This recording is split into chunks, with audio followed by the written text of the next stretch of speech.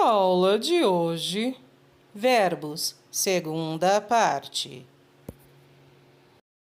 Tempos, modos e vozes verbais.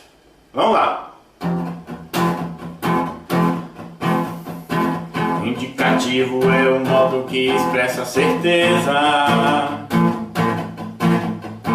Subjuntivo é o modo que expressa a dúvida. Imperativo dá uma ordem, um pedido, um conselho, dependendo da entonação.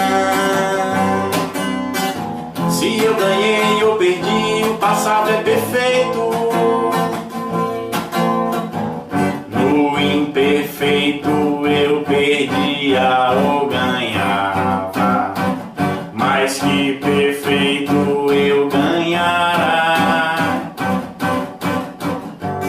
O futuro do presente erei, o futuro do pretérito eria.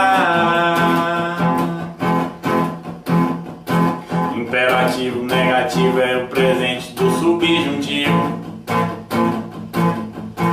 Imperativo afirmativo é o presente do subjuntivo. Mas tu e vós tem origem no presente do indicativo. É a única exceção. Subjuntivo tem presente, o futuro e o passado. No presente que eu fale ou que eu cante, no futuro quando eu cantar, no passado se eu cantasse, eu passaria muita fome, morreria. Na voz ativa o sujeito é agente, ele pratica o que o verbo exprimiu. Ele nasceu, ele cresceu, reproduziu, ele sumiu. Na voz passiva o sujeito é paciente, ele é quem sofre a ação que o verbo expressa. Foi cumprida a promessa, ou cumpriu-se a promessa. Reflexiva é agente paciente, ele pratica e recebe a ação. Ela vestiu-se e escovou-se e penteou-se, mas foi parar no colchão, no colchão.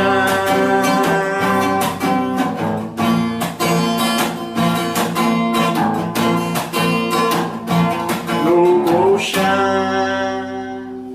Abraço! Flexões verbais. Modos verbais. Os modos verbais indicam a forma como expressamos algo. São 3 os modos verbais.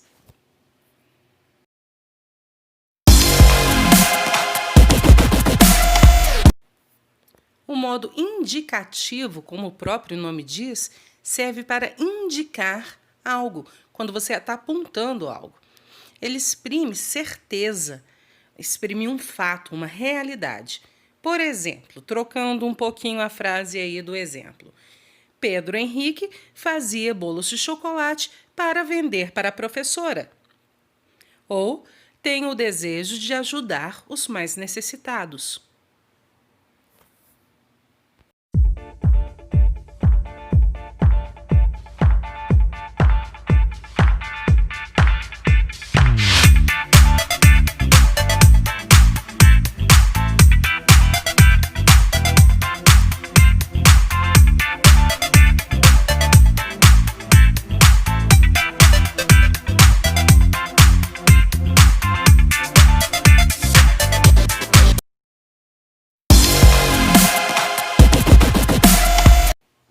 O modo subjuntivo remete a pensamento. É aquele que apresenta o fato, mas de forma incerta, imprecisa, duvidosa, que talvez aconteça, talvez não. É uma hipótese. Por exemplo, talvez ele chegue mais tarde. Ou, se não viessem, não esclareceriam a situação. Ou ainda, quando chegarem, sirva os restantes convidados. Coitados desses convidados, vão ficar com fome.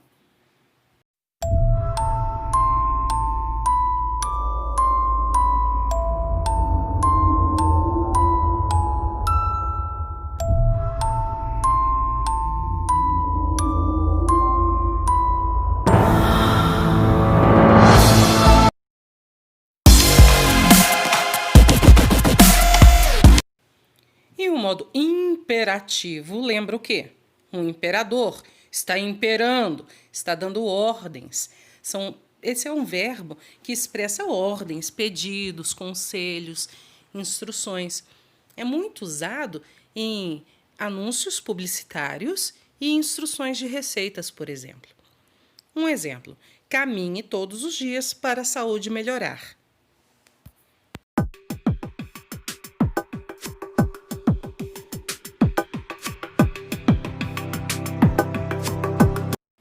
Formas nominais dos verbos. Mas o que são formas nominais? Vamos pensar no nome, né? Forma é um formato. Nominal. Nominal não vem de nome. Então, gente, dá para a gente deduzir que é quando o verbo se transforma ou se comporta como um nome. Como chamam um nome em classe gramatical, em português? Substantivo, adjetivo ou advérbios. Todos esses são nomes. Então, quando os verbos fazem o papel desses outros tipos de palavras, nós chamamos de formas nominais. Eles deixam de se comportar como verbos e se comportam como nomes. Infinitivo. Verbos no infinitivo não expressam tempo ou modo e às vezes não expressam pessoa. Nós temos dois tipos de verbos no infinitivo. Infinitivo impessoal. Como o nome diz, o infinitivo impessoal não tem a pessoa. Ele não indica tempo, não indica modo e também não indica pessoa. Se ele não indica pessoa, significa que ele funciona em uma oração sem sujeito. Por exemplo, ensinar é um trabalho gratificante, às vezes. E ele também é usado depois de preposições. Para conseguir um bom emprego, é necessário ajudar. Ou, ao voltar, Marcos encontrou a janela quebrada. Infinitivo pessoal, nem de tempo, passado, presente e futuro, nem de modo, indicativo, subjuntivo, imperativo, mas ele traz indicação de pessoa e de número. E se ele traz indicação de pessoa e de número, ele pode ser conjugado, como veremos na tabelinha a seguir. Assim como nos outros tempos dos verbos regulares, nós temos as divisões em 3 conjugações para podermos conjugar os verbos no infinitivo pessoal. Aqui nós temos a conjugação are, er e ir, primeira, segunda e terceira. No caso do infinitivo pessoal, nós sempre podemos pressupor que existe um para antes. Por exemplo, para eu estudar. Nem sempre a gente precisa escrever esse para, mas está subentendido. Ou no exemplo, nós descobrirmos, ou para nós descobrirmos. Com essa tabelinha, vocês conseguem conjugar todos os verbos regulares no infinitivo pessoal. Particípio. Os verbos no particípio indicam uma ação que já foi finalizada, que já foi concluída. O particípio também é usado na formação dos tempos compostos, ou seja, 2 tempos verbais juntos que expressam uma determinada ideia, nós veremos detalhadamente depois. E também são usados em locuções verbais. Locuções verbais, 2 ou mais verbos juntos, com apenas um sentido. E em orações reduzidas. O particípio se divide em particípio regular e particípio irregular. No particípio regular, nós formamos os verbos com o sufixo ado ou ido. E ele deve ser sempre usado acompanhado dos verbos ter e haver. Por exemplo, tenho viajado. O primo tinha cantado. Havia cantado. Marcelo tinha dado aula. E o particípio irregular é usado quando os verbos auxiliares são os verbos ser, estar e ficar. E a maioria dos particípios irregulares são terminados com a letra O ou com a letra E. Por exemplo, este documento é do verbo ser impresso. Está errado falar este documento é imprimido. Outro exemplo, o acordo estava do verbo estar, aceito. É errado falar o acordo estava aceitado. Ou ele ficou salvo, não ele ficou salvado. Ah, puxa vida, que negócio complexo, né? Vamos dar um jeito de simplificar as coisas. Vocês se lembram, na nossa outra aula de verbos 1, nós vimos os verbos abundantes? Eles eram justamente os particípios regulares e irregulares. Agora veremos quando usá-los, quando nós podemos usar o regular ou o irregular. Algumas coisas nós temos que decorar, mas isso aqui é fácil. Olha só, basta a gente lembrar assim: ter e haver, ado e ido. Ter e haver, ado e ido. O restante é com o. Por exemplo, com os verbos ter e haver, nós sempre usamos o particípio regular, que é o terminado em ado e ido. Então, o correto é tinha aceitado, havia imprimido. Nós não podemos falar tinha aceito ou havia impresso. E com todos os outros verbos são os outros verbos de ligação: ser, ficar e estar. Nós usamos o particípio irregular, é aquele normalmente terminado em o. Por exemplo, era impresso. Não posso falar era imprimido. Ou ficava preso. Não posso falar ficava prendido. Fica até estranho, né? Ou seja, muita coisa a gente até já sabe, só não sabe o nome de cada coisa. Ou estava eleito. É errado falarmos estava elegido. Com o tempo, a gente vai usando isso, lembrando da regra e juntando as duas coisas na nossa cabeça, e a gente acaba decorando sem se esforçar tanto. Gerúndio. Os verbos no gerúndio são empregados em ações prolongadas, que ainda estão em desenvolvimento, que não terminaram ainda. E eles são caracterizados pela terminação indo, NDO. Nós temos dois tipos de gerúndio que veremos a seguir. O gerúndio simples indica uma ação que ainda está em andamento. Por exemplo, ela estava pagando a conta do condomínio. Ela não tinha terminado de pagar ainda. Ou está havendo um problema na escola. O problema não foi resolvido. Ou, por exemplo, lendo o livro, reparei que minha memória estava cada vez pior, já que estou cada vez mais velha. E nós temos os gerúndios compostos. O que é composto, gente? Quando eu falo composto ou quando eu falo locução em gramática? Duas ou mais palavras com o mesmo significado, não é? No caso do gerúndio composto, ele sempre é formado pelos verbos tendo e havendo, mais o particípio do verbo principal.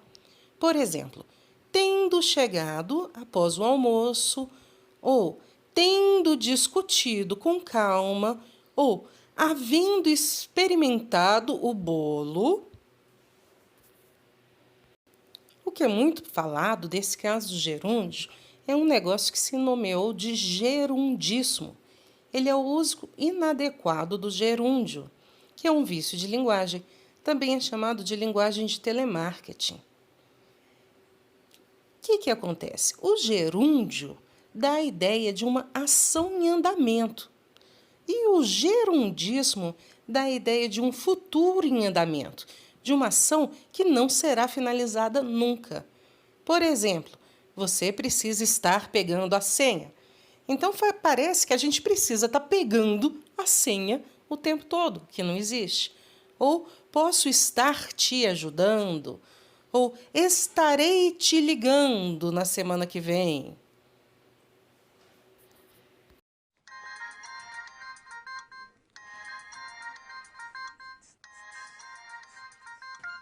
Serviço de atendimento ao consumidor, Cristina, em que posso estar ajudando? Bom dia, Cristina. Olha, já fazia 20 minutos que eu estava pendurado na linha ouvindo essa música irritante. Não dá pra aguentar mais isso. Sendo assim, o senhor gostaria de estar registrando uma reclamação ou em que eu poderia estar ajudando o senhor? Eu não quero estar registrando e tampouco estar sendo ajudado. Como assim, senhor?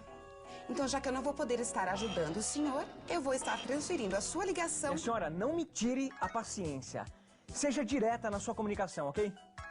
Se o senhor acha que eu não estou sendo clara, eu posso estar repetindo as informações. O que o senhor vai estar querendo, senhor? Que você aprenda a falar mais diretamente, sem enrolar a língua portuguesa.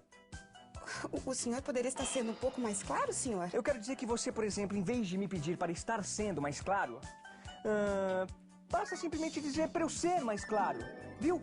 Você diz a mesma coisa, só que sem embromação. Ah, entendi. Então, posso estar continuando... Ops, eu posso continuar o atendimento? Vamos lá. Em que posso ajudá-lo? Então, eu comprei um aparelho eletrônico e não está funcionando. Pessoa e número. Como já vimos várias vezes, os verbos também mudam quanto à pessoa do discurso, e quanto ao número, plural ou singular. Nós temos 3 pessoas do discurso, primeira, segunda e terceira, do singular e do plural. A primeira pessoa, eu e nós, é a pessoa que fala. Por exemplo, eu estudo, nós estudamos. A segunda pessoa é a pessoa a quem se fala. Tu estudas, vós estudais. E a terceira pessoa é a pessoa de quem se fala. Por exemplo, ele estuda, eles estudam. Aqui, meninos, devemos lembrar de um detalhe que surgiu na linguagem oral, na linguagem falada, na linguagem coloquial e que depois foi absorvido pela gramática, pelas normas urbanas de prestígio, que é o caso do você. Você não é uma pessoa do discurso. Você é um pronome de tratamento. Mas mesmo assim, temos que saber conjugar o você. E nesse caso da conjugação, apesar de você ser no significado a quem se fala, do você estar junto com o tu e do vocês estar junto com o vós, para efeito de conjugação, o você está na terceira pessoa, junto com o ele e com o eles. Sim, os detalhes bizarros da língua portuguesa. Vozes verbais. Vozes verbais. Nós damos o nome de voz à forma assumida pelo verbo para indicar se o sujeito faz a ação ao mesmo tempo. Vejamos a seguir. A voz ativa é quando o sujeito da frase pratica a ação verbal. Na frase Bruno e Caio fizeram um robô, qual é o sujeito? O sujeito é Bruno e Caio. E quem fez o robô? Não foi o sujeito? Não foi o Bruno e o Caio? Então, isso é uma voz ativa. Ou na frase, as meninas fizeram um cartaz. Qual é o sujeito? As meninas. O que as meninas fizeram? Um cartaz. Então, elas foram ativas, elas estavam fazendo aquilo. No caso, um cartaz. Voz ativa. A voz passiva é quando o sujeito sofre a ação verbal. O verbo faz algo com ele. Nós temos 2 tipos de vozes passivas. Na voz passiva analítica, nós temos uma locução verbal, ou seja, um grupo de verbos formado por um verbo auxiliar e um verbo principal. No caso da voz passiva analítica, o verbo auxiliar será sempre ser, estar, ficar ou ir. E o verbo principal sempre estará no particípio. Os treinos serão executados.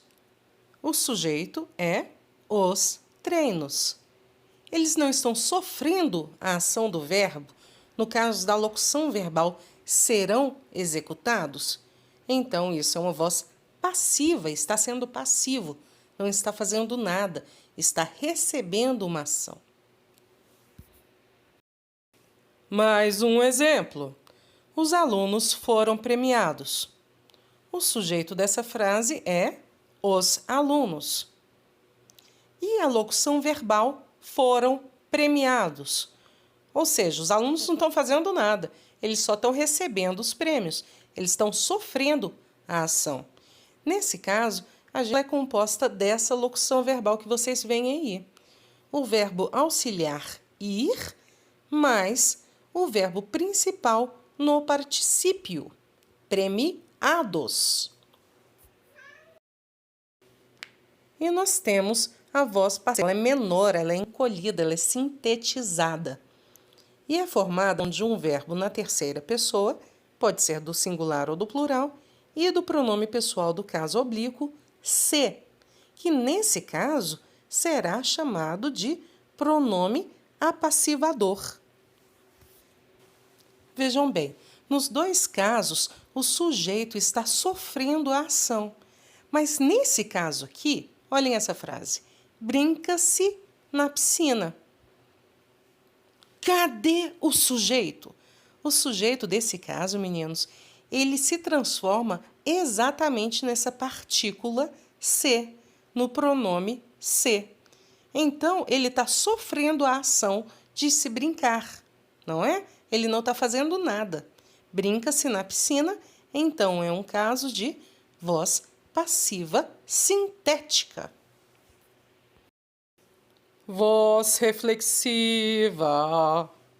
Gente, vamos pensar. O que essa palavra lembra? Não lembra reflexo? Num espelho, você não está ali e não está sendo refletido ao mesmo tempo? Então, voz reflexiva é isso.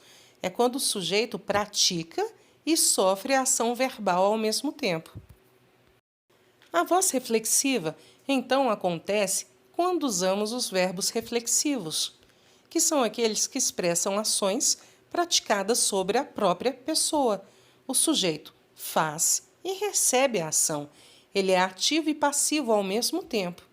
Exemplos de verbos reflexivos: ferir-se, lavar-se, pentear-se, queimar-se, banhar-se, maquiar-se, levantar-se, deitar-se. E eles são sempre acompanhados de pronomes reflexivos: se, si, consigo e me, te, nos e vos. Veja a oração. Arthur sentou-se. Ao mesmo tempo que ele está sofrendo a ação de se sentar, ele também está se sentando. Então, a gente chama isso de voz reflexiva. Ou na oração, Guilherme ajoelhou-se. Ele está fazendo e recebendo ao mesmo tempo essa ação de se ajoelhar. Então, é a voz reflexiva, é a voz espelhada. E temos também a flexão nos tempos verbais. Mas esse é assunto para a próxima aula.